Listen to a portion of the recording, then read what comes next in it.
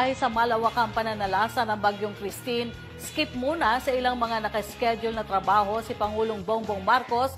Ito'y para bigyang pansin umano ang pagresponde sa mga sinalanta o sinasalanta ng bagyo sa iba't ibang bahagi ng Pilipinas. Sa buong kwento, makakasama natin si Eileen Taliping.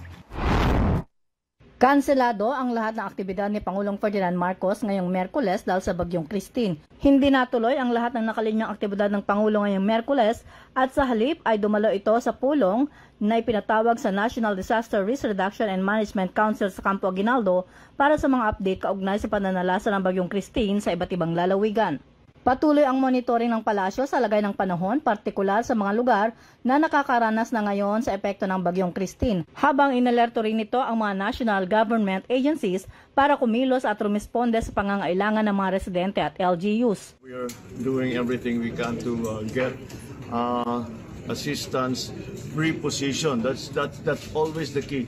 Get the people evacuated properly, get our goods and equipment repositioned as close as possible without them having the risk of damage para malapit na sila doon sa area na kailangan nilang servisan pagka dumaan na yung bagyo. Again, we've included all of the different agencies. Of course, the NDRMC is led by the DND, and they are prepared to provide, number one, from the AFP, airlift, kasi may mga kalsada hindi pa madaanan. And number two, they're continuing, the AFP is also continuing to monitor the situation so that we will be able to activate the EDCA sites which were put there specifically for this purpose. Bukod dito, hindi malayong mapalawig pa niya ang suspensyon ng klase ng mga estudyante dahil sa patuloy na pananalasa ng Bagyong Christine. Very possible.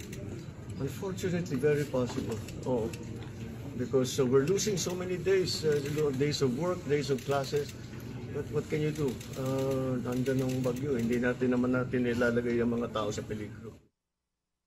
Ito si Eileen Taliping para sa Kwentong Politiko.